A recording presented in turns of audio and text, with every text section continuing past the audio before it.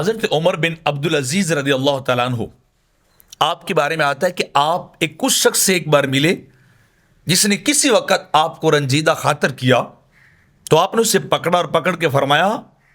کہ میں تجھ سے بدلہ لے سکتا تھا،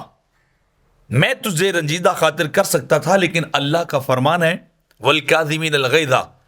کہ صاحبان ایمان غصے کو پی جاتے ہیں، غصے کا اظہار نہیں کرتے، تو میں اس لیے تیرے ساتھ غصے کا اظہار نہیں کر رہا، تجھ سے بدلہ نہیں لے رہا کہ میں نے اپنے غصے پہ کنٹرول کر لیا ہے۔ ایک بار آپ نے ایک شخص کو دیکھا جو نشہ کرتا تھا، آپ نے خود اسے پکڑا اور پکڑ کے اسے سزا دینا چاہیے کہ یہ اپنے آپ کو ہلاکت میں ڈال رہا ہے،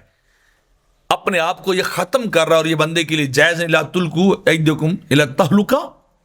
کہ ہلاکت کی طرف نہ جاؤ، اپنے آپ کو ہلاکت میں نہ ڈالو۔ تو آپ نے اسے سزا دینے کا جیسے ہی ارادہ کیا، اس شخص نے آپ کو گالی نکال دی۔ جب اس شخص نے آپ کو گالی نکالی تو آپ نے اسے چھوڑ دیا۔ ایک شخص نے آپ سے کہا امیر المومنین عجیب بات ہے، اس نے آپ کو گالی دی اور آپ نے اس کو چھوڑ دیا ہے۔ تو آپ نے فرمایا ہاں میں نے اس لیے چھوڑا ہے کہ اگر اب میں اسے سزا دیتا تو میری نفسانی خواہش اور بدلہ شامل ہو جاتا،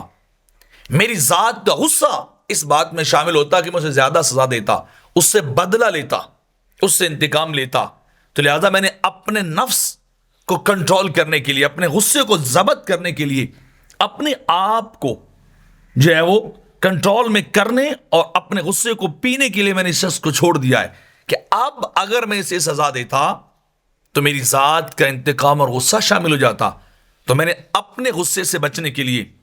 اپنے انتقام سے بچنے کے لیے میں نے اسے چھوڑ دیا، اور میں نہیں چاہتا کہ میری ذات کی وجہ سے کوئی مسلمان تکلیف میں مبتلا ہو، اسے کوئی رنج پہنچے، اسے کوئی دکھ پہنچے۔ تو میں اپنے لیے نہیں کام کر رہا، میں تو اللہ کی رضا کے لیے کام کر رہا ہوں۔